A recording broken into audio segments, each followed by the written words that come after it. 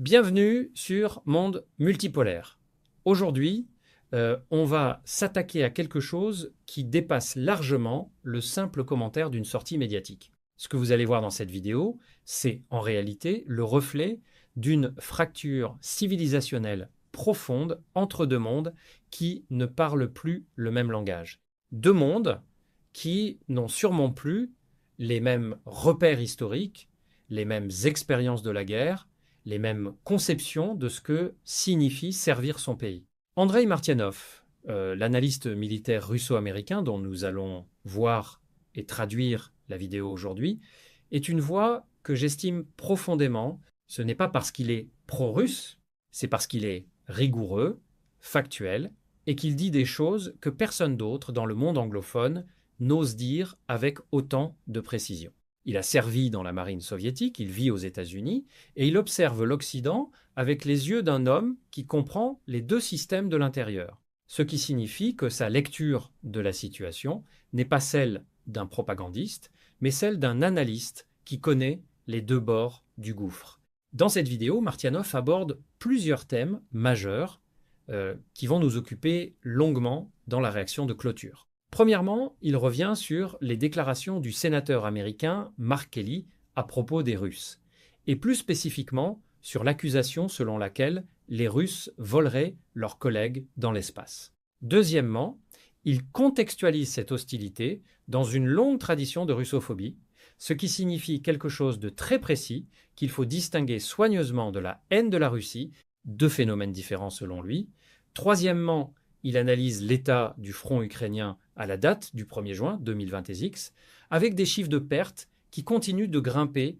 Quatrièmement, il commente l'avancement du programme aéronautique russe avec la livraison du premier MS Vingtun en configuration sérielle. Et cinquièmement, il s'attarde sur la visite de Candace Owens à Moscou et sa participation au Forum économique international de Saint-Pétersbourg.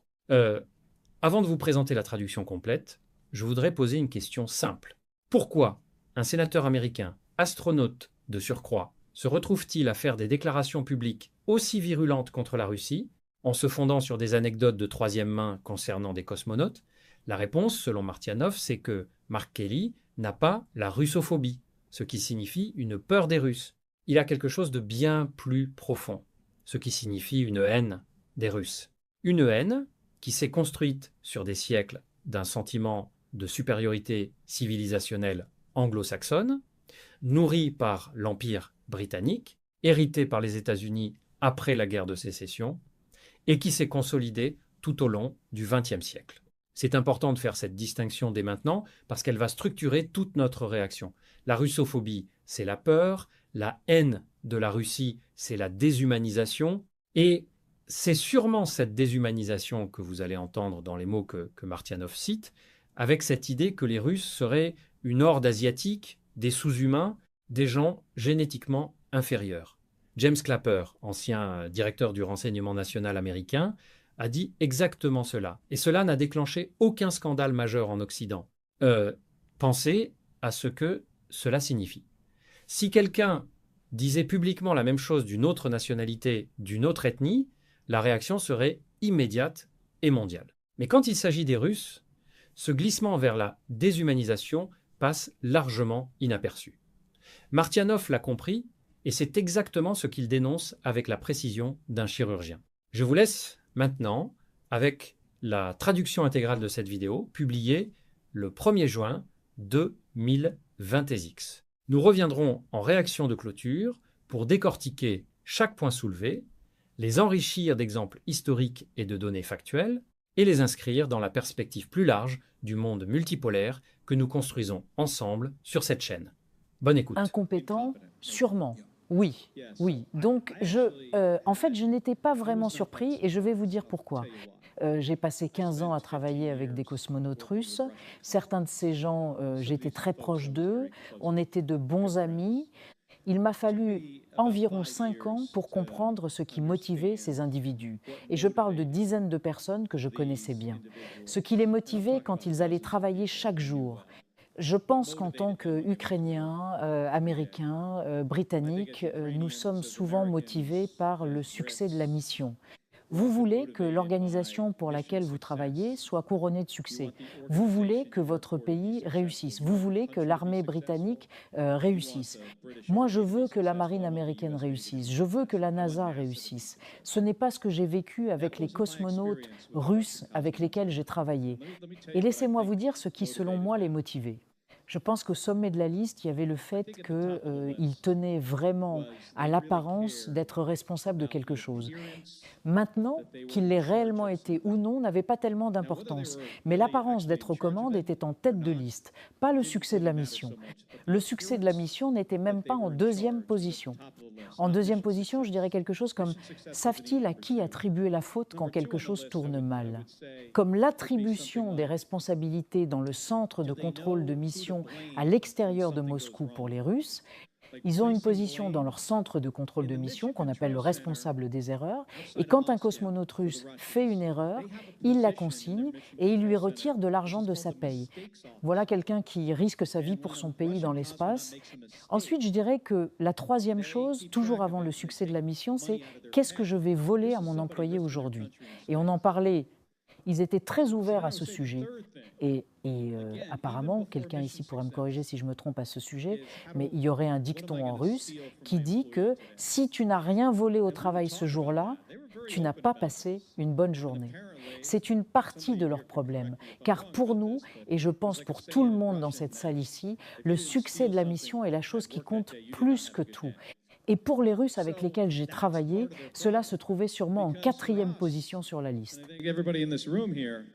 Mission success is it's the thing that matters more than anything else. And for the Russians I worked with, bonjour, c'est moi encore. Aujourd'hui, nous sommes le 1er juin 2026, lundi. Et avant d'aborder le cas du sénateur Kennedy et de vous expliquer certaines choses que vous avez sûrement besoin d'entendre, en particulier après son délire à Odessa il y a quelques jours, je veux vous dire une chose très précise. Quand on parle de russophobie, le sénateur Kelly n'a pas la russophobie. Pas plus que James Clapper, par exemple, qui a déclaré que les Russes sont génétiquement, en substance, pas des gens normaux. Je ne suis pas un être normal. Je suis interchangeable. Je suis un sous-humain. Et donc, parce que je suis slave, parce que je suis russe, c'est pas de la russophobie. C'est de la haine de la Russie. Et beaucoup de gens ne reconnaissent toujours pas cela parce qu'ils pensent que certaines personnes ont vraiment peur des Russes. Ne vous y trompez pas, surtout en Europe, ils ont peur des Russes. Mais cela va bien plus loin. Cela remonte très loin dans la formation notamment de l'Empire britannique et les États-Unis en sont essentiellement le rejeton. Les États-Unis n'ont pas vraiment été touchés par cela jusqu'à sûrement après la guerre de sécession, quand les choses ont commencé à se détériorer régulièrement en parallèle avec, en substance, l'Empire britannique qui ne supportait pas les Russes. Il ne les supportait pas. Et il y a eu un certain nombre de choses, notamment ce Bonaparte avec oui, les Français, à quoi s'attendre, il était tellement, et oui, les Russes sont une horde asiatique et ils doivent être traités comme tels.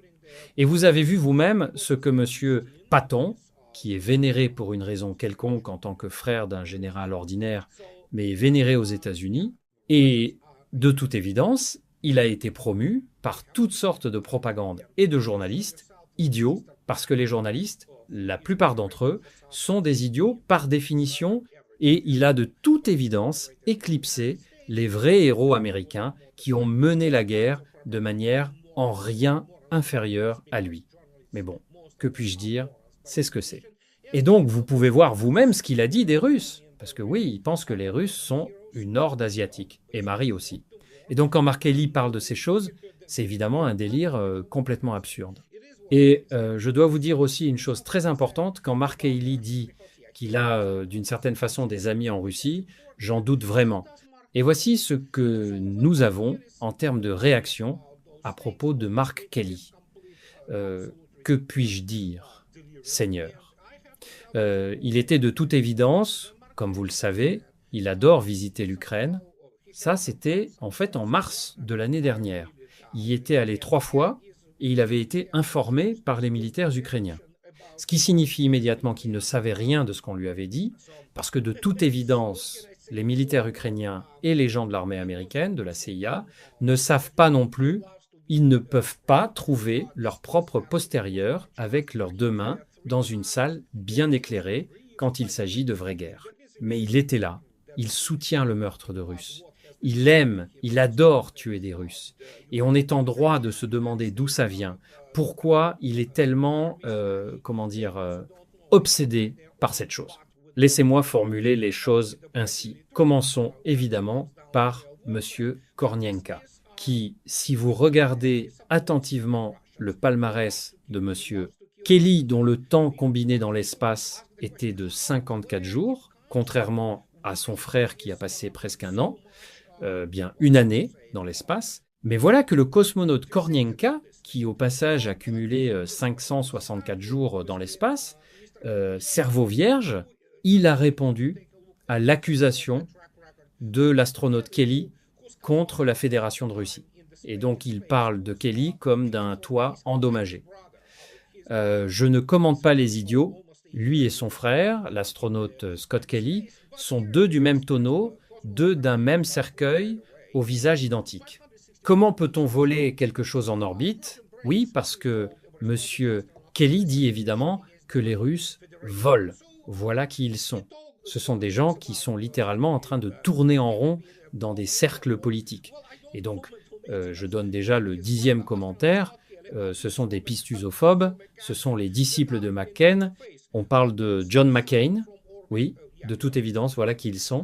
La réincarnation de ce criminel de guerre fanatique, un pilote mort récemment. Apparemment, il s'est réincarné en Mark Kelly. Il y a des démocrates et des anti-russes, et tous deux ont des cerveaux vierges. Voilà ce qui est dit. Et donc, Madame Zakharova a également répondu à cet débordement. Il ne peut pas se contenir. Ce qui vous dit tout ce que vous devez savoir sur Mark Kelly. Et écoutez, je comprends sa tragédie avec Gabby Gifford, qui a été essentiellement écartée de la vie normale. Et c'est une belle femme, ancienne congresswoman démocrate. Vous vous rappelez qu'elle a été attaquée et a subi une lésion cérébrale très grave. Je comprends cela. Mais enfin, le type ne fait que s'emporter. Et pourquoi s'emporte-t-il contre les Russes? Pourquoi est-il autant les Russes? Comme Madame Zakharova l'a bien dit, sa réponse était, comment le formuler, plutôt économe si l'on veut, qu'il ne peut pas pardonner à ces sous-humains russes, à cette horde asiatique primitive. Ce qui s'est passé, en substance, c'est ceci. Si vous regardez les vols spatiaux et le temps humain total dans l'espace par pays, vous pouvez voir vous-même que la Russie devance largement les États-Unis. Et une grande partie du temps américain en orbite, à un certain moment, s'est effectuée dans la station spatiale soviéto-russe Mir, dans laquelle les États-Unis ont été autorisés pour la première fois à faire des vols de longue durée. Et c'est ce que les astronautes russo-américains faisaient en orbite avec le soutien de Roscosmos. Et donc, si vous regardez attentivement, et en particulier quand on parle par exemple de ce que Madame Zakharova a à juste titre déclaré, qu'il ne peut vraiment pas pardonner aux Russes cela, oui, laissez-moi expliquer. Les Russes détiennent sûrement la plupart des records, sauf pour l'atterrissage sur la Lune, dans l'exploration spatiale. Et que puis-je dire? Voilà les chiffres. Si vous regardez l'époque moderne, depuis le début de la Station spatiale internationale, je souligne depuis le début de la Station spatiale internationale, comme vous pouvez le voir, en l'an 2000, il y a 26 ans, et si vous regardez les expéditions spatiales habitées russes, ce sont 71 expéditions, d'accord, par des Russes jusqu'à aujourd'hui. Et si vous allez voir le nombre de missions non habitées avec le Progress, 429 missions Progress en orbite, et c'est évidemment quand vous considérez le fait que Monsieur Kelly a en fait piloté la dernière mission Endeavour en 2011, et depuis lors, c'est la Russie qui a sûrement maintenu la Station spatiale internationale en orbite. Oui, vous devez comprendre qu'il ne peut pas le pardonner.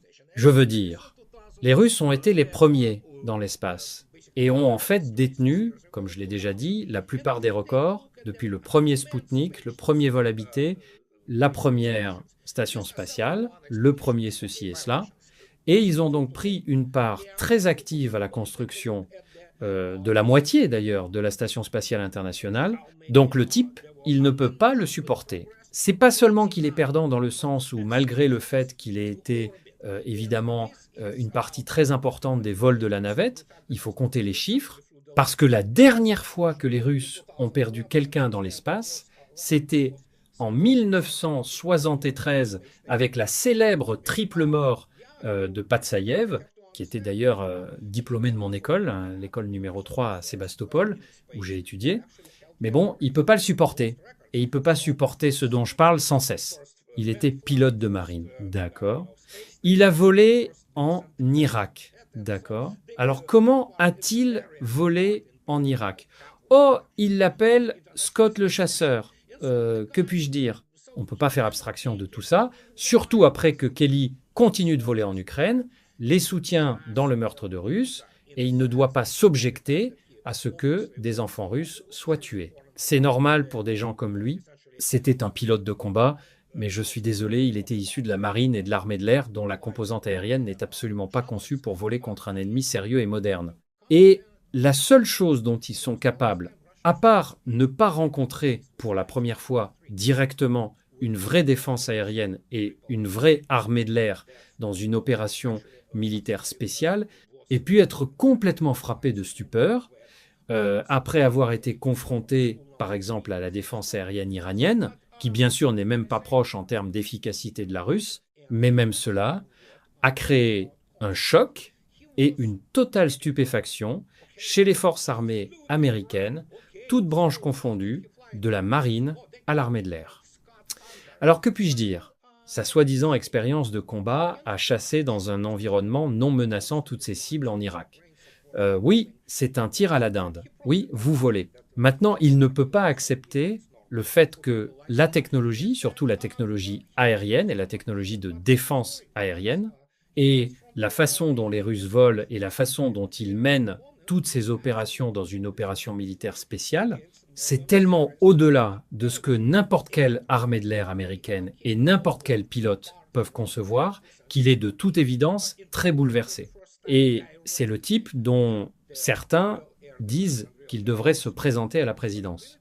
Le type ne fait que s'emporter. Il ne peut pas se contrôler. Il est plein de ça. Et je ne dis pas qu'il est lâche.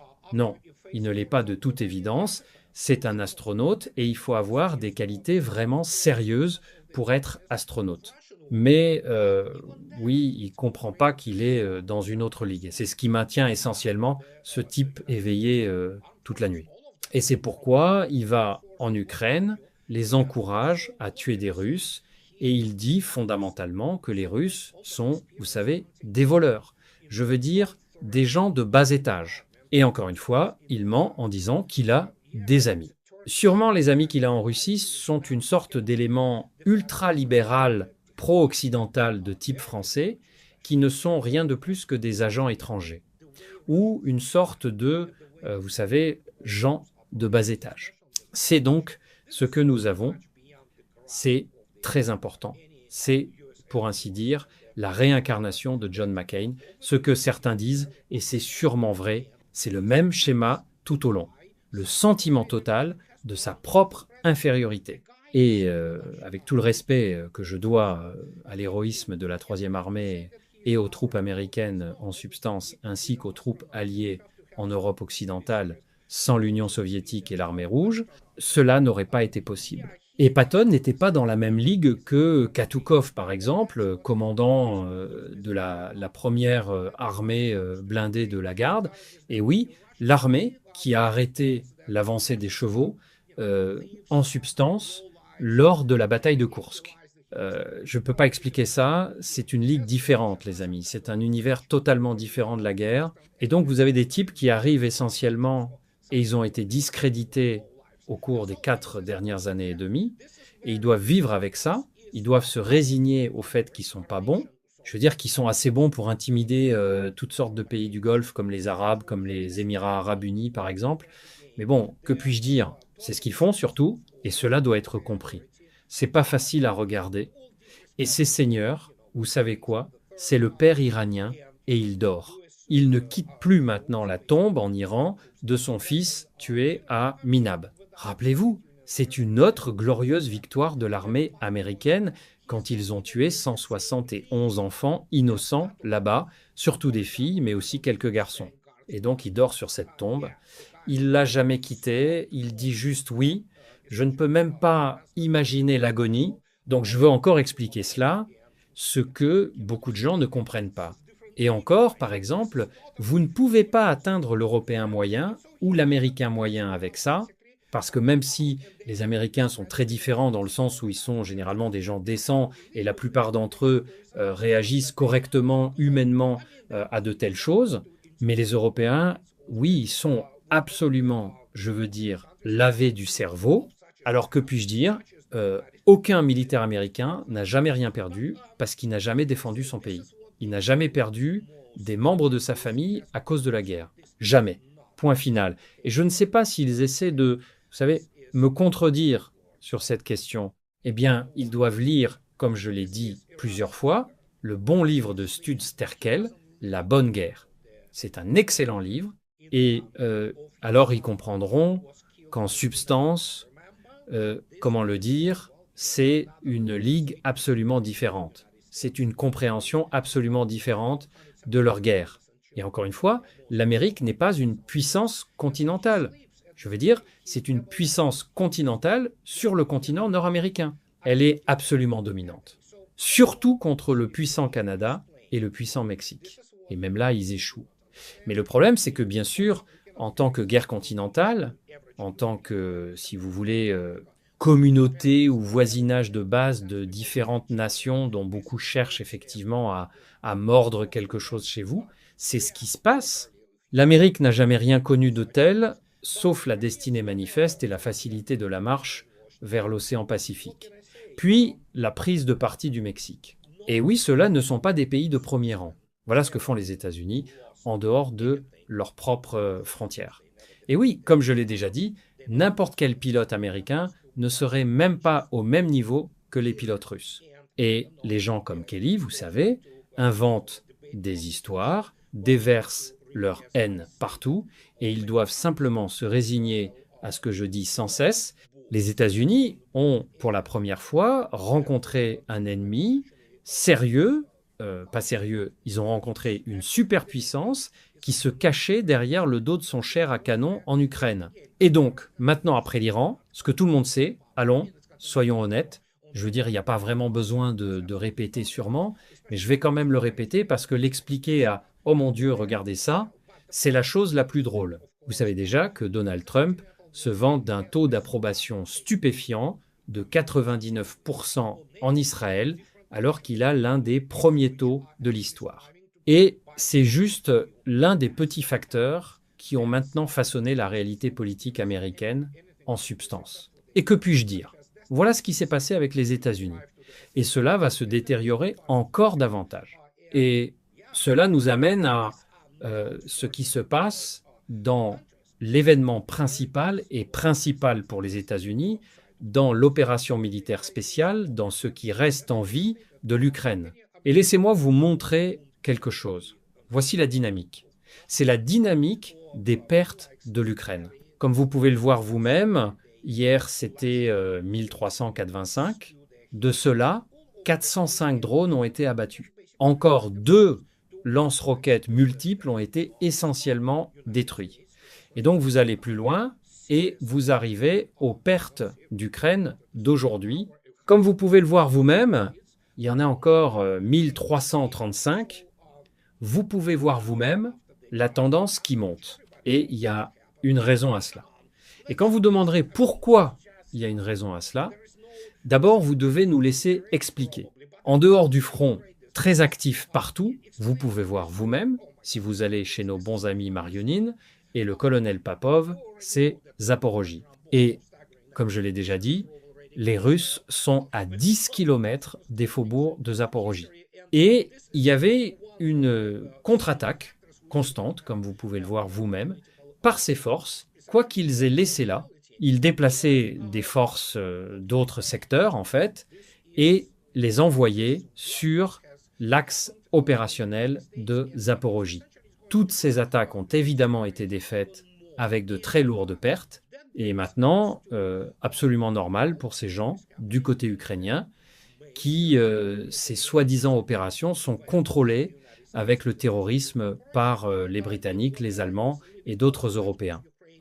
Maintenant, parce que oui, ils sont très contents qu'ils puissent prendre le contrôle des opérations, je pense toujours que la CIA est présente là-bas, mais ils sont en retrait à la défense, ils ont épuisé leur potentiel d'attaque, on ne parle vraiment pas d'offensive, les forces armées d'Ukraine ne peuvent mener aucun type d'opération offensive massive, sérieuse, elles peuvent contre-attaquer, ce qu'on appelle, comme vous le savez déjà, des tempêtes de chair à canon. Elles ont essayé et essayé, ont été défaites à maintes reprises, jusqu'à ce qu'elles manquent de ressources, ce qui signifie qu'elles ont normalement épuisé tous leurs moyens. Et maintenant, en défense, qui sera percé et les Russes iront à Zaporojie. Comme vous pouvez le voir vous-même, le front même dans la zone de l'axe de Zaporojie-Pavlovsk est très actif. Il est actif ailleurs, et donc la seule chose que les gens de l'état-major impérial en Angleterre et dans d'autres pays européens savent faire, c'est envoyer plus de chair à canon pour que les Russes les tuent. C'est ce qu'ils font, parce qu'ils ne sont pas compétents militairement, ils ne sont pas de bons chefs militaires. Et encore une fois, ils opèrent dans ce paradigme idéologique, si vous voulez, ce paradigme mental de « oh oui, ils ont vu leurs drones ». Et encore j'insiste, beaucoup de gens ne comprennent toujours pas que les drones ne sont qu'une petite partie de l'image combinée bien plus grande de la guerre moderne.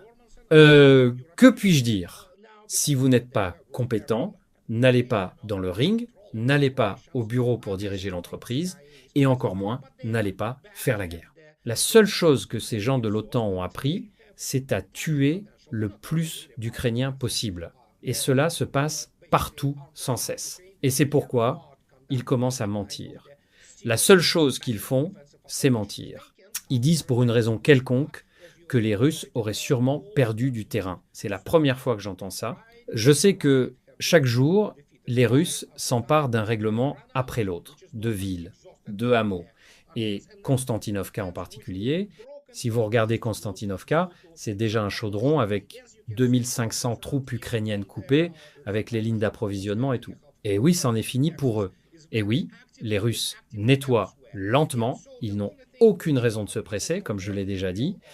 Ils sont très profondément dans Temra, très profondément dans Kharkov, et très profondément dans l'oblast de Sumy, outre d'autres choses qui se passent. Et oui, pour ceux qui attendent encore un autre des frappes russes sur l'Ukraine, d'abord, les frappes ont lieu chaque nuit et chaque jour. Si vous ne comprenez pas, mais les Russes le font exprès, permettant à tout le monde de s'en aller de Kiev et de certaines autres villes ukrainiennes critiques. Et après cela, ils continueront. Et donc, c'est l'image que nous avons aujourd'hui dans l'opération militaire spéciale. Et que puis-je dire? Il y a beaucoup à dire là-dessus. Et vous vous rappelez que je veux juste vous expliquer aussi ce qui s'est passé avec ma dernière vidéo, qui a été bloquée par ZDF. C'est le deuxième plus grand réseau public allemand, le deuxième plus grand réseau de télévision et de médias. Et de toute évidence, l'algorithme, dès qu'il a vu que c'était du matériel ZDF, oh mon Dieu, ils l'ont bloqué immédiatement. J'ai donc dû mettre les choses sur Rumble et je vais sûrement continuer la double voie avec mes vidéos. Je les chargerai à la fois sur YouTube et sur Rumble. Et juste pour démontrer pourquoi ils sont des idiots en substance, voici, de 3 ans en arrière, regardez ça, c'est l'expert militaire, soi-disant, en Allemagne. Il y a très peu d'experts militaires en Allemagne. La plupart d'entre eux sont des pleureurs lavés du cerveau. Il ne sait même pas. Donc c'est lui, c'était il y a 3 ans, c'est en 2023, comme je l'ai souligné pour vous. Vous voyez ce qu'ils disent? La défaitée de Poutine est attendue en octobre. Expert militaire tel dans une interview, c'est ZDF. Et comme je l'ai déjà dit, je répéterai cela sans cesse. Non. Essentiellement, nous avons affaire à des gens qui ne sont rien de plus que de la propagande. Ils sont des crétins, les médias grand public aux États-Unis et surtout en Europe, c'est de la propagande pure et simple. Ils mentent et les gens qui y travaillent, la plupart d'entre eux, ne sont pas des gens normaux. Vous n'avez pas l'honneur, l'humanité, l'intégrité. Et c'est pourquoi vous soutenez ce qui se passe partout. Et vous avez le sang sur les mains, y compris de ces 2 500 000 pertes d'Ukrainiens, maintenant, chair à canon. Alors, que puis-je dire? Mentir, c'est ce qu'ils font.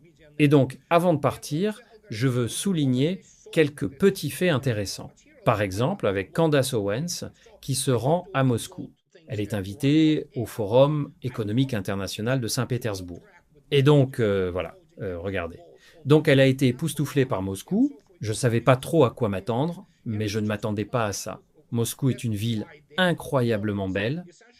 Attendez qu'elle arrive à Saint-Pétersbourg et dans les autres villes russes. Et oui, elle est à Moscou. Elle a déjà pris des photos devant la tour Spasskaya au Kremlin.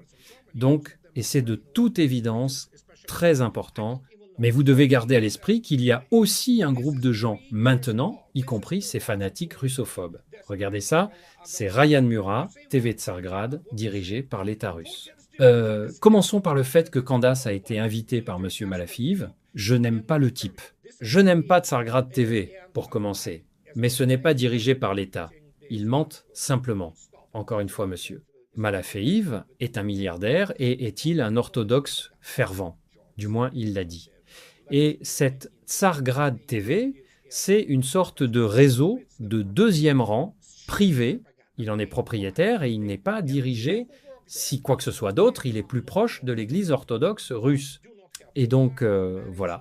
Et comme vous pouvez le voir vous-même, j'aime la façon dont ce Ryan Ma et tous ces gens fanatiques néoconservateurs réagissent à Candace. Elle a été interviewée par un porte-parole de l'église orthodoxe russe, patriarcat de Moscou, contrôlé par Poutine, seigneur. Et cela sera bientôt diffusé sur Spas TV. Oui, Spas TV, oui, c'est la chaîne de programmation orthodoxe russe. Et oui, c'est très important que Candace voit par elle-même comment les Russes mourent de faim et comment ils mangent, vous savez, des hérissons marinés et autre chose de ce genre. Donc elle est de toute évidence une personne très courageuse et je l'applaudis. Je ne partage pas toutes ses vues, mais certaines de ses vues valent définitivement la peine d'être notées et soutenues. Et donc, elle est à Moscou et elle a été définitivement invitée par des organisations et des réseaux TV russes orthodoxes ou liés à l'Église orthodoxe. Et donc, c'est bien, c'est vraiment bien que Candace soit donc enregistrée sur tout ça. Et cela va de toute évidence aller très à l'encontre de ce que dit Monsieur Kelly. Et encore une fois, Candace a eu assez de courage pour mettre ensemble avec Kanye West, rien de moins, dans les fameux épisodes psychotiques de haine des Russes, quand elle a porté le t-shirt avec Kanye West, sur lequel était écrit « Les vies russes comptent ».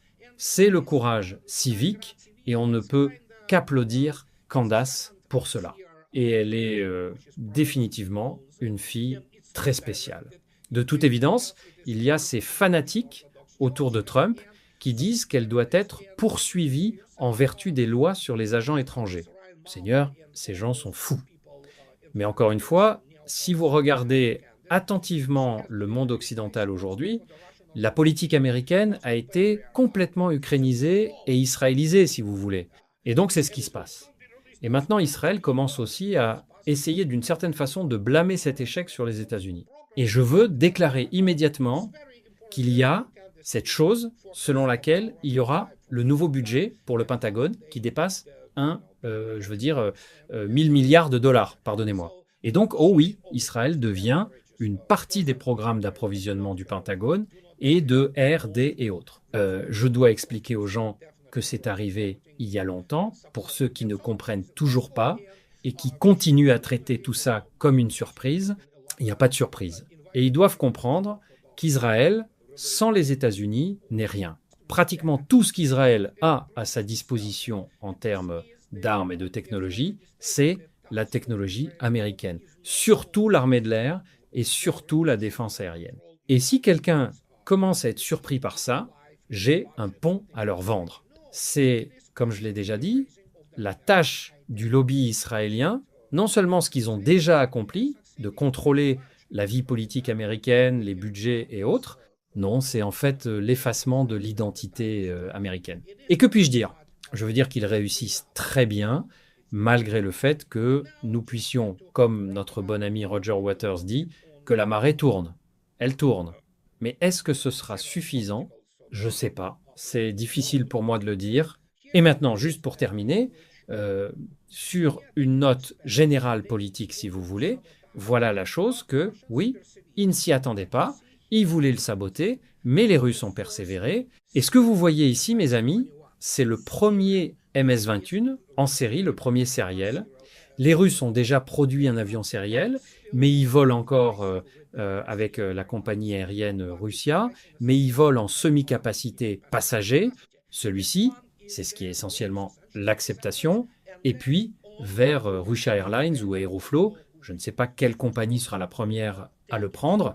Donc, comme vous pouvez le voir vous-même, c'est un avion totalement russe, avec un moteur russe, avionique, tout russe. C'est donc ce qui s'est passé hier. C'est une très grande affaire. Maintenant, pour ceux qui écriront des commentaires, soyez assurés, je sais qu'ils vont se lancer dans les forums de discussion avec des commentaires. Voici une chose très intéressante à propos du MS Vingtun. Et si vous regardez la liste du MS Vingtun, comme vous pouvez le voir vous-même, les Russes n'en ont jamais fait un secret. Donc vous avez de 0,1 à 0,12, ce sont les avions d'essai qui, en fait, certains d'entre eux volent encore, ils amélioreront la performance globale du MS Vingtun sériel. Comme on peut le voir, le MS Vingtun transféré à Russia Airlines, c'est le 213, il vole déjà. Et ensuite, vous avez ces 14 appareils qui sont prêts ou essentiellement prêts à être livrés aux clients.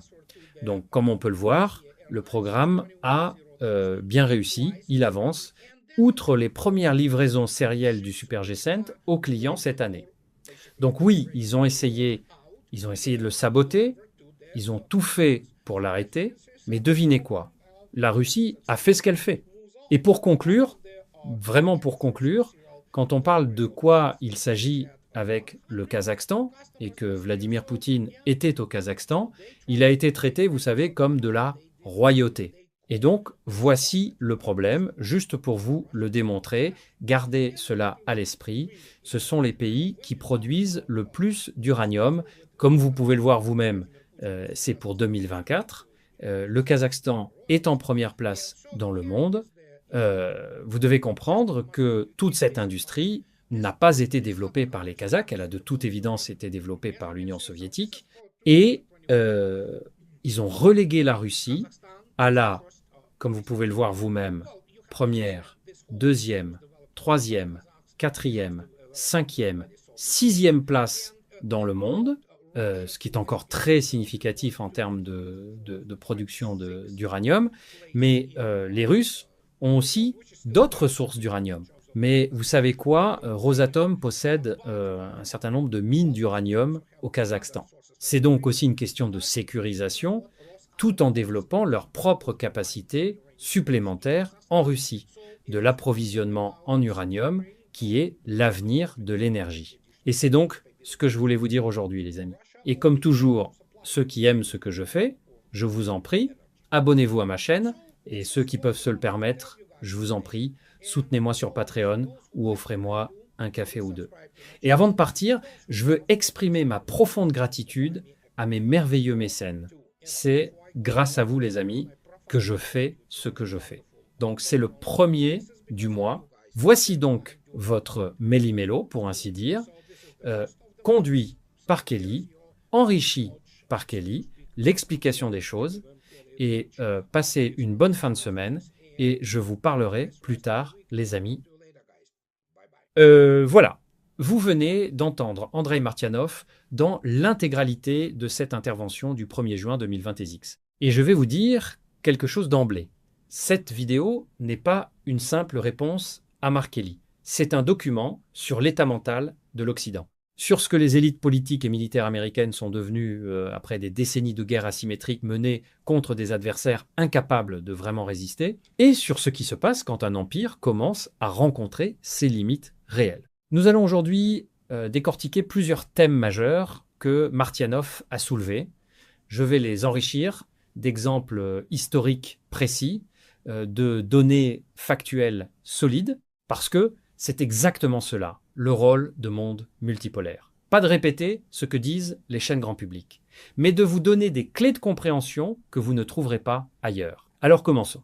Martianov introduit dès le début de sa vidéo une distinction conceptuelle que je considère comme absolument centrale et que très peu d'analystes prennent la peine de faire. Il distingue la russophobie, ce qui signifie la peur des Russes, de la haine de la Russie, ce qui signifie la déshumanisation des Russes. La russophobie, dans sa forme historique, c'est quelque chose qu'on peut comprendre. La peur de l'ours, la peur de la puissance militaire russe, la peur de l'expansion territoriale, c'est une réaction émotionnelle à une réalité géopolitique. Elle peut être irrationnelle, elle peut être amplifiée par la propagande, mais elle a ses racines dans des événements réels. La haine de la Russie, c'est autre chose. C'est l'idée que les Russes ne sont pas vraiment des êtres humains comme les autres, que leur civilisation est inférieure, qu'ils sont génétiquement différents, ce qui signifie différent dans un sens dégradant. Et ce discours, il n'est pas marginal. James Clapper, ancien directeur du renseignement national américain, l'homme qui a supervisé la CIA, la NSA et toutes les agences de renseignement des États-Unis, a dit exactement cela en 2017 dans une interview à NBC News. Il a dit que les Russes sont génétiquement programmés pour se comporter de manière agressive et trompeuse. Pensez à ce que cela signifie. Le chef du renseignement américain applique un cadre racial à tout un peuple en 2017, pas en 1940, pas dans un pamphlet anonyme, dans une émission de grande écoute. Et cela n'a déclenché aucun scandale majeur. Pour comprendre d'où vient cette haine, il faut remonter à des siècles en arrière. Et Martianov le fait très brièvement, mais je vais développer pour vous parce que c'est fondamental. L'Empire britannique a toujours eu une relation particulièrement conflictuelle avec la Russie.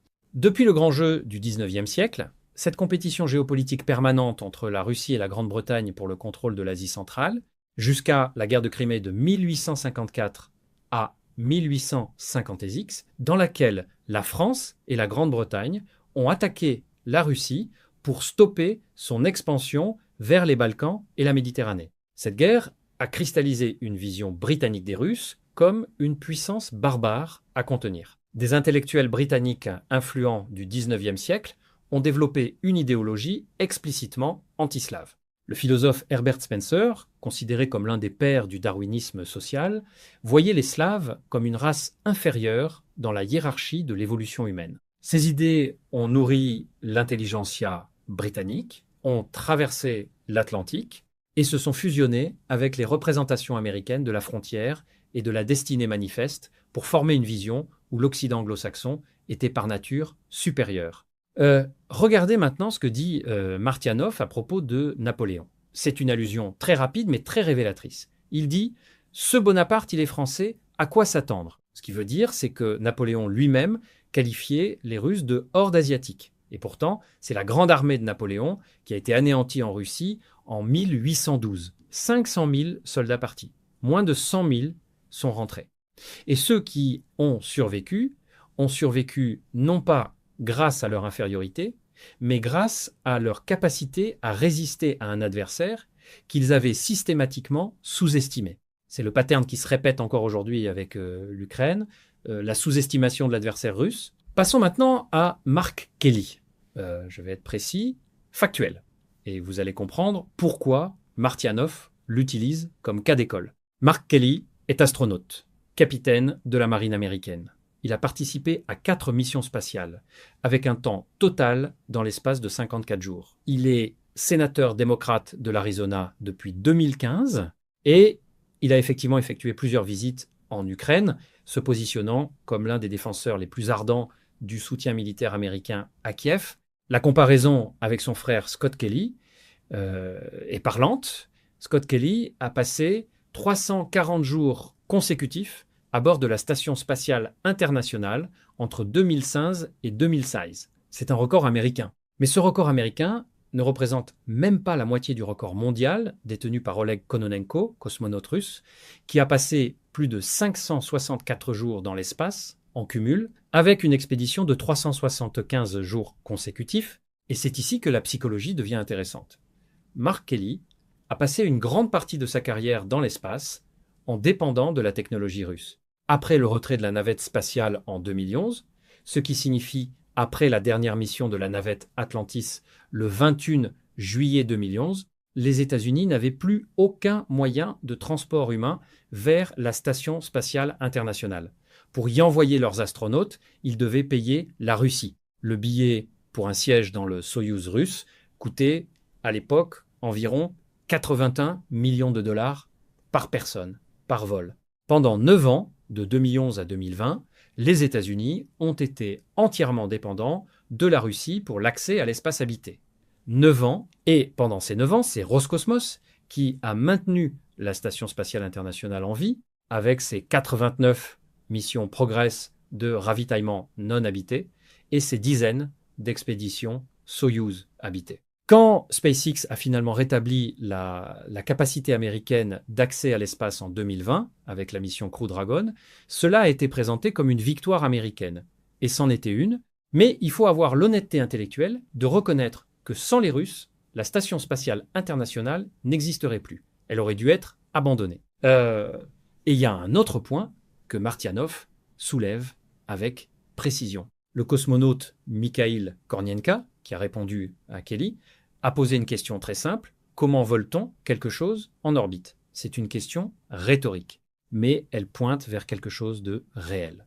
La culture du travail spatial russe et la culture du travail spatial américaine sont différentes. Elles ont des traditions différentes, des systèmes d'incitation différents, des philosophies d'ingénierie différentes. Ces différences ne font pas de l'une supérieure à l'autre dans l'absolu. Mais l'anecdote que le collègue de Kelly raconte sur les cosmonautes russes, concernant le prétendu vol entre collègues, c'est une généralisation culturelle hostile. Et elle dit bien plus sur celui qui la profère que sur ceux qu'il prétend décrire. Martianov développe un point crucial sur lequel je veux m'arrêter longuement.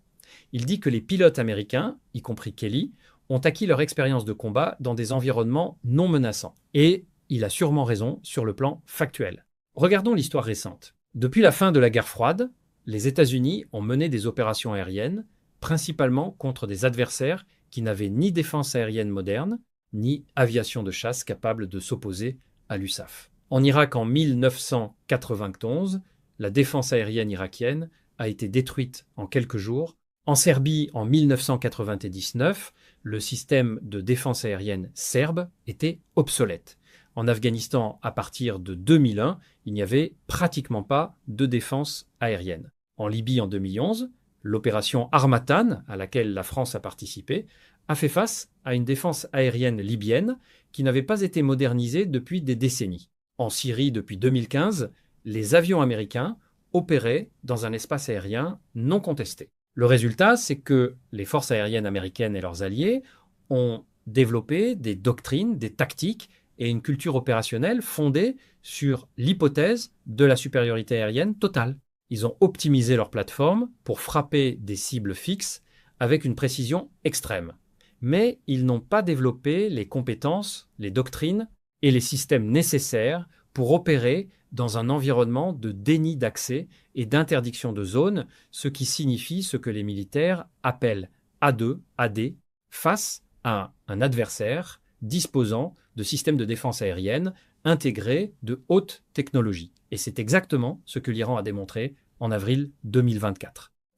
Quand l'Iran a lancé sa première attaque directe sur le territoire israélien, les 171 drones Shahed, plus les missiles balistiques et de croisière, ont mis en difficulté les systèmes de défense israéliens et américains. Plusieurs missiles balistiques ont atteint leur cible sur la base aérienne de Nevatim. Ce n'était pas un échec militaire catastrophique pour Israël, mais c'était un signal très clair. La défense aérienne, même avec les meilleurs systèmes américains disponibles, ne peut pas arrêter tout.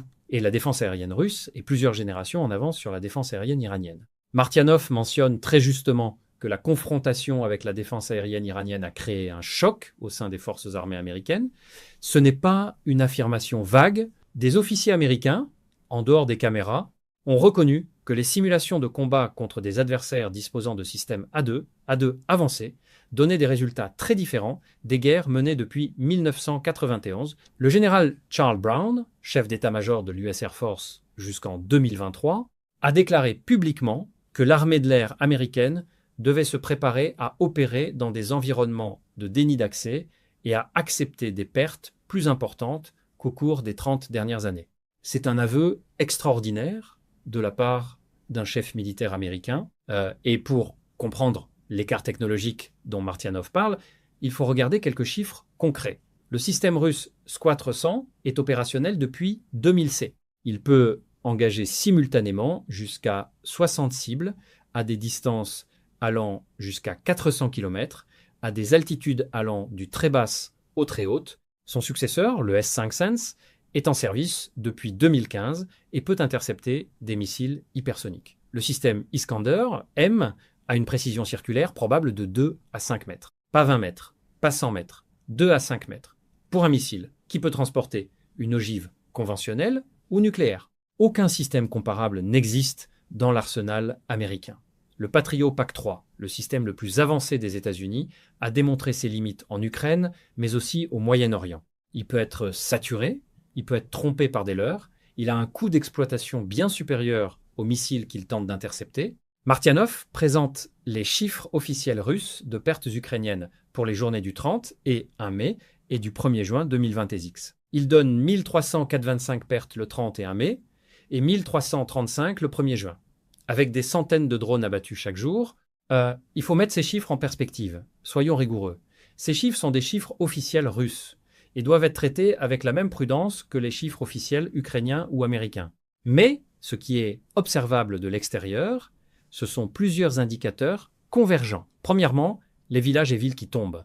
Le rythme des prises territoriales russes s'est accéléré depuis le début de l'année 2024. Des instituts d'analyse géopolitique non affiliés à l'un ou l'autre camp, comme l'Institute for the Study of War basé à Washington, documentent semaine après semaine des gains russes, souvent de petite taille, mais réguliers et cumulatifs.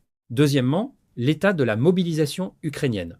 L'Ukraine a relevé l'âge de mobilisation à 25 ans, puis à 10 à 8 ans. Des vidéos de mobilisation forcée dans les rues de Kiev et d'autres villes circulent régulièrement. En 2024, l'Ukraine a abaissé l'âge de mobilisation à 25 ans, une mesure qui aurait été inimaginable en 2015 ou 2015. Ce qui signifie que la réserve humaine est sous pression sérieuse. Troisièmement, l'industrie de défense. L'Ukraine ne peut pas produire suffisamment de matériel militaire pour compenser ses pertes.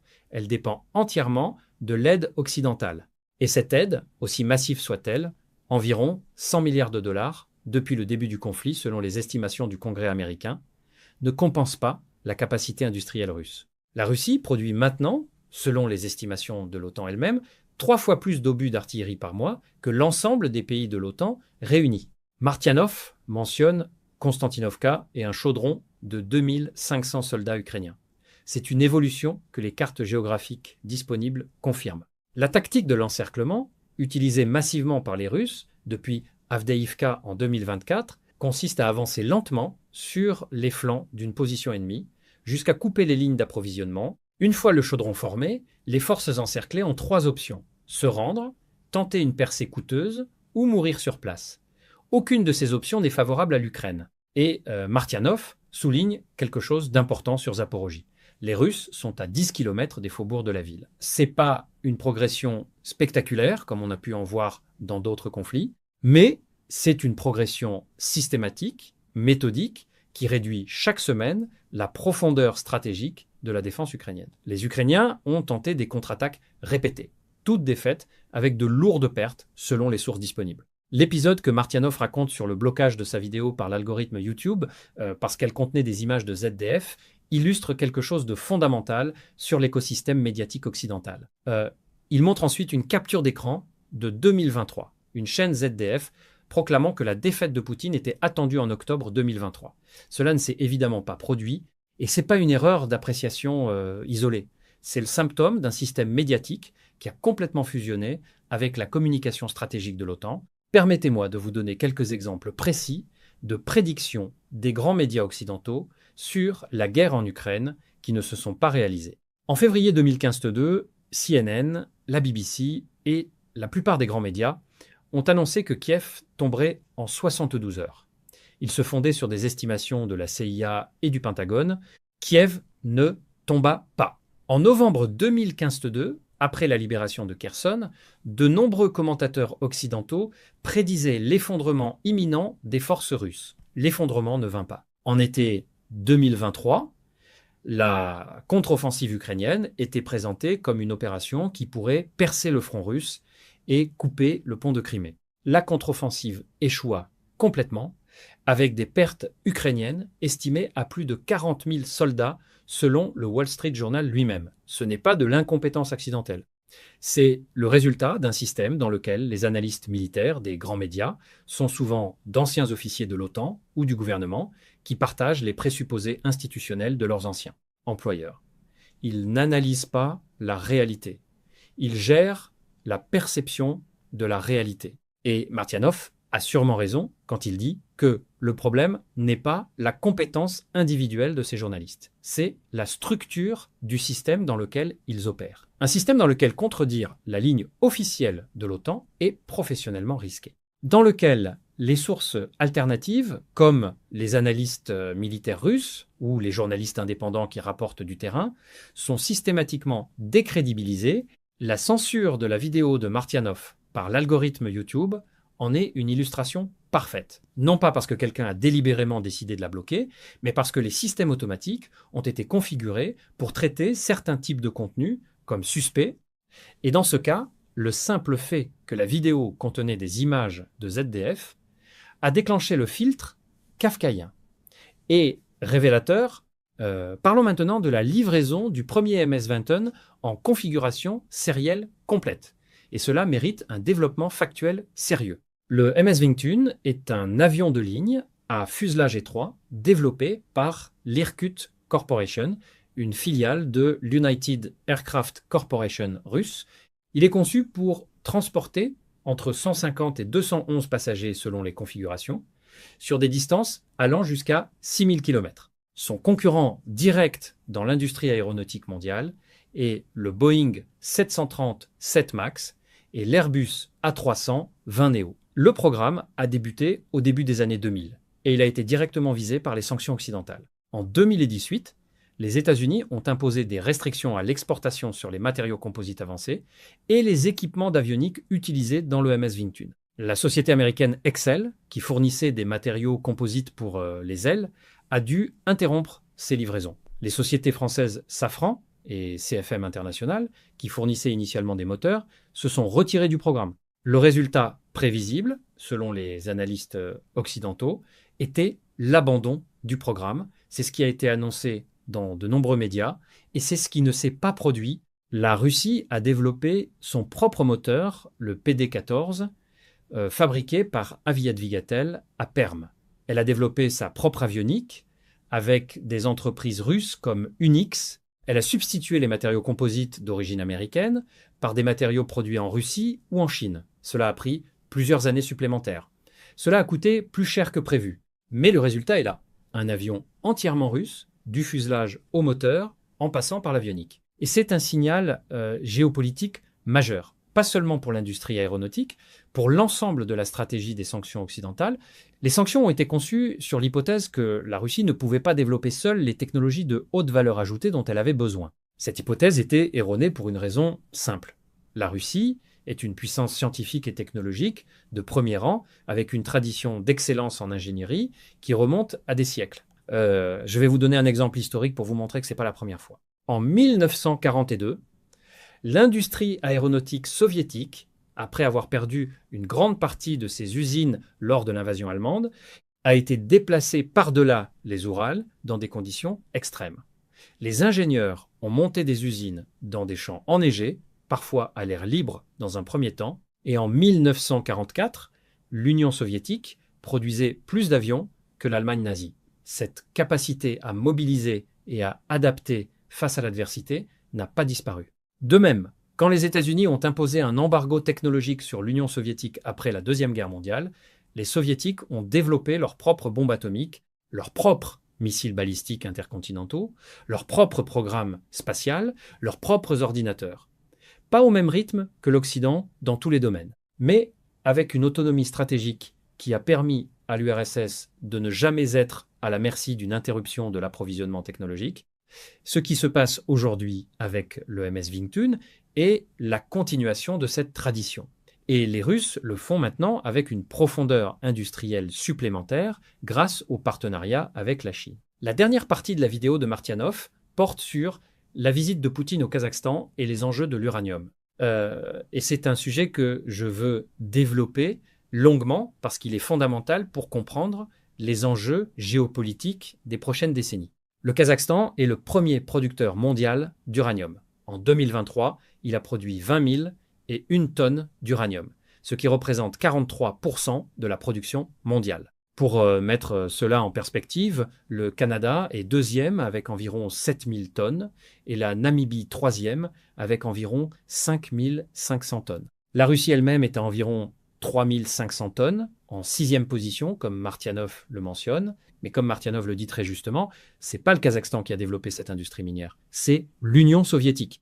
Les gisements kazakhs ont été explorés, caractérisés et mis en exploitation par des géologues et des ingénieurs soviétiques à partir des années 1940, dans le cadre du programme nucléaire soviétique. L'industrie minière kazakh est l'héritage direct de l'effort industriel soviétique. Et Rosatom, l'entreprise d'État russe du nucléaire civil et militaire, n'a jamais perdu le contrôle de l'essentiel de cette industrie. Elle possède des participations majoritaires dans plusieurs des principales mines kazakhes, notamment à travers sa filiale Uranium One.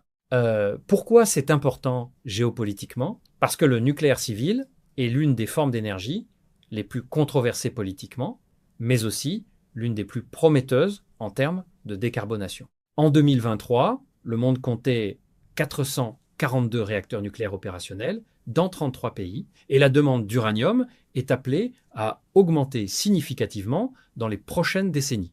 La France tire 70% de son électricité du nucléaire, la Chine a actuellement 56 réacteurs en fonctionnement et en construit 24 de plus. L'Inde a en construction 22 réacteurs. Et aux États-Unis eux-mêmes, après des décennies de stagnation, plusieurs nouveaux réacteurs sont en cours de développement qui contrôlent l'approvisionnement en uranium, contrôlent une partie cruciale de la géopolitique énergétique du XXIe siècle. Et les positions de Rosatom au Kazakhstan, combinées aux propres ressources minières russes et à sa capacité d'enrichissement de l'uranium, font de la Russie un acteur incontournable de la chaîne d'approvisionnement nucléaire mondiale. Et ici aussi, les sanctions occidentales révèlent leurs limites. Les États-Unis ont essayé d'exclure Rosatom du marché mondial du nucléaire civil, mais Rosatom construit des réacteurs en Turquie, en Égypte, en Inde, en Chine, en Biélorussie, en Finlande même avant l'arrêt du projet, en Hongrie, au Bangladesh.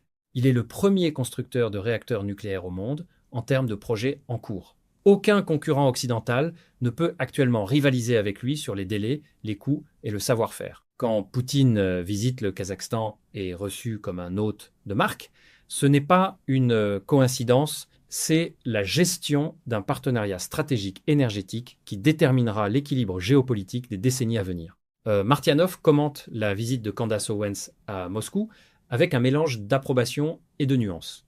Je vais faire de même. Candace Owens est une commentatrice conservatrice américaine, assez controversée dans son propre pays. Elle n'est pas une analyste géopolitique. Elle n'est pas une experte des relations russo-américaines, mais sa visite à Moscou est symboliquement importante pour une raison précise. Elle illustre la fissure croissante au sein de la droite américaine sur la question de la Russie. Le consensus bipartisan américain qui a dominé depuis la fin de la guerre froide, ce qui signifie que la Russie est l'ennemi naturel des États-Unis et que le soutien à l'Ukraine est une obligation morale et stratégique. Ce consensus se fragmente. À droite, des figures comme Tucker Carlson, Candace Owens et, jusqu'à un certain degré, Donald Trump lui-même ont remis en question cette orthodoxie. Ce n'est pas nécessairement parce qu'ils sont pro-russes dans le sens idéologique. C'est parce qu'ils lisent la situation à travers le prisme des intérêts américains et qu'ils ne voient pas pourquoi les États-Unis devraient dépenser des centaines de milliards de dollars dans une guerre qui ne les concerne pas directement et qui, militairement, ne peut pas être gagnée. Et là, l'épisode que Martianoff mentionne est révélateur. Candace Owens et Kanye West portant un t-shirt « Russian Lives Matter ». Au-delà de la provocation évidente, il y a une logique. Si la vie ukrainienne compte, la vie russe aussi. La déshumanisation des Russes dans le discours officiel occidental est si profonde que l'affirmation triviale que les Russes sont aussi des êtres humains a pu, pendant un moment, paraître subversive.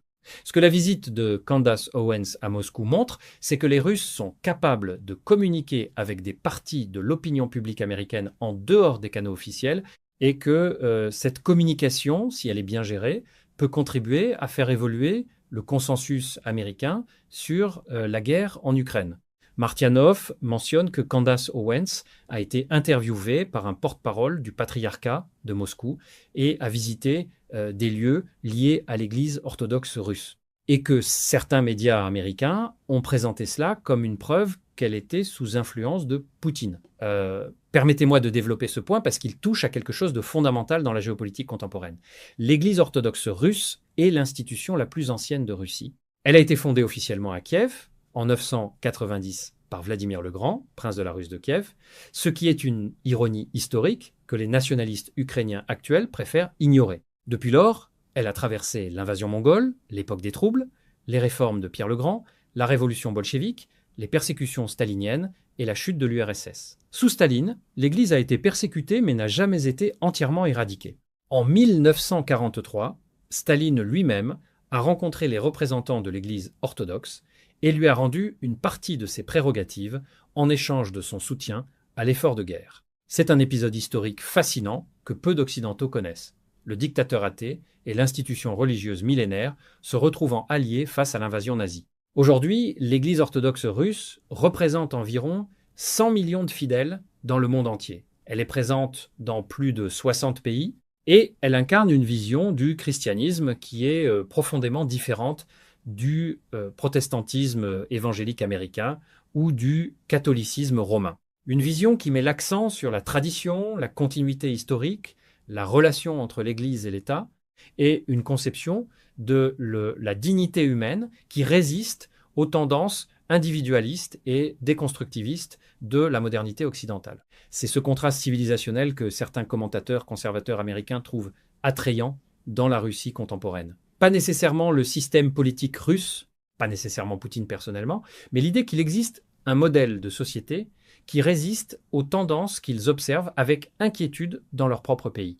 Et c'est pourquoi les médias progressistes américains réagissent si violemment à la visite de Candace Owens à Moscou. Parce qu'elle touche à cette fracture culturelle profonde au sein de la société américaine elle-même. Martianoff mentionne plusieurs fois l'Iran dans cette vidéo. Sur la défense aérienne iranienne, sur les enfants tués à Minab, sur la dynamique géopolitique plus large. Et je veux m'arrêter là, dessus parce que c'est au cœur de ce que nous analysons sur cette chaîne. L'Iran est un pays de 84 millions d'habitants, avec une civilisation de 3000 ans d'histoire. Une économie qui, malgré les sanctions, reste la 20e mondiale en termes de PIB, à parité de pouvoir d'achat. Un pays qui a survécu à une guerre de 8 ans contre l'Irak de Saddam Hussein, soutenue par les États-Unis, entre 1981 et 1989. Une guerre qui a fait entre 500 000 et 1 million de morts côté iranien. Cette expérience traumatique a façonné la doctrine militaire iranienne d'une manière que l'Occident a systématiquement sous-estimé. Les Iraniens ont compris très tôt qu'ils ne pourraient jamais égaler les États-Unis en matière de force conventionnelle. Ils ont donc développé une stratégie de dissuasion asymétrique fondée sur 3 piliers: les missiles balistiques et de croisière de précision, les forces par procuration dans la région et la capacité de perturber les voies maritimes cruciales comme le détroit d'Ormuz. L'attaque du 1er avril 2024 sur Israël, en représailles à la destruction du consulat iranien à Damas, a été le premier test grandeur nature de cette doctrine face à un système de défense aérienne de première génération soutenu par les États-Unis, la France et la Grande-Bretagne. Et comme Martianoff le dit, Le résultat a créé un choc dans les états-majors américains. Ce choc n'est pas seulement technique, il est aussi économique. Israël et ses alliés ont dépensé environ 1 milliard de dollars pour intercepter les projectiles iraniens lors de cette attaque. L'Iran a dépensé entre 60 et 100 millions de dollars pour les lancer. Ce ratio d'une à 10, ou d'une à 16, selon les estimations, est fondamentalement insoutenable à long terme pour le camp occidental. Et maintenant, revenons à Martianov, qui montre le père iranien dormant sur la tombe de son fils tué à Minab. C'est une image qui résume tout ce que j'ai essayé d'expliquer depuis le début de cette réaction. Derrière les statistiques, derrière les analyses géopolitiques, derrière les discussions sur les systèmes d'armes et les doctrines militaires, il y a des êtres humains, des pères, des enfants, des familles. L'Occident a une tendance profonde à abstraire la souffrance de ses adversaires, à la traiter comme un dommage collatéral acceptable, comme une nécessité stratégique, comme un effet secondaire regrettable mais inévitable de la défense de la démocratie et des valeurs libérales. Cette abstraction est sûrement la forme la plus dangereuse de la déshumanisation, parce qu'elle ne se présente pas comme de la haine, elle se présente comme de la rationalité, comme une analyse froide des coûts et des bénéfices. Mais le résultat est le même, 171 enfants tués à Minab, et un père qui ne quitte plus leur tombe. Nous avons parcouru beaucoup de terrain aujourd'hui, depuis les ambitions spatiales russo-américaines jusqu'au front ukrainien, depuis la psychologie de l'élite militaire américaine jusqu'aux enjeux de l'uranium kazakhstanais, depuis la doctrine aérienne iranienne jusqu'à la visite de Candace Owens au patriarcat de Moscou. Ces sujets semblent disparates, mais ils sont tous connectés par un fil conducteur. Nous sommes en train de vivre la fin d'un moment historique particulier, celui de l'unipolarité américaine, et la naissance laborieuse, douloureuse, conflictuelle d'un monde multipolaire. Ce monde multipolaire n'est pas un monde parfait. Il ne l'a jamais été. La Russie a ses contradictions internes, ses inégalités, ses problèmes de gouvernance. L'Iran a ses tensions sociales, ses restrictions des libertés, ses difficultés économiques. La Chine a son modèle autoritaire, qui pose des questions légitimes, mais ce qui est en jeu aujourd'hui, c'est pas un choix entre un monde parfait et un monde imparfait. C'est un choix entre un système dans lequel une seule puissance décide unilatéralement de ce qui est légitime ou illégitime, de qui a le droit de se défendre et de qui n'a pas ce droit, de quelle violence est acceptable et de laquelle ne l'est pas. Et un système dans lequel plusieurs pôles de puissance coexistent, se contraignent mutuellement et négocient leurs intérêts sans qu'aucun d'eux ne puisse imposer sa volonté par la seule force. C'est pour cela que nous sommes ici, sur Monde Multipolaire. Pas pour faire la propagande de qui que ce soit, pas pour nier les crimes ou les erreurs de quiconque, mais pour donner à voir la complexité du monde tel qu'il est vraiment, pour remettre les événements dans leur contexte historique, pour vous donner des outils de compréhension que les médias, grand public, ne vous donnent pas. Si cette vidéo vous a apporté quelque chose de concret, quelque chose qui vous a fait penser, qui vous a ouvert une perspective nouvelle, je vous demande de la partager avec vos proches, de vous abonner si ce n'est pas encore fait, et de rejoindre la communauté Monde Multipolaire pour que nous continuions ensemble ce travail d'analyse et de compréhension du monde qui vient. Je vous dis à très bientôt, merci de votre fidélité, et comme toujours, restez curieux, restez critiques, et ne laissez personne penser à votre place.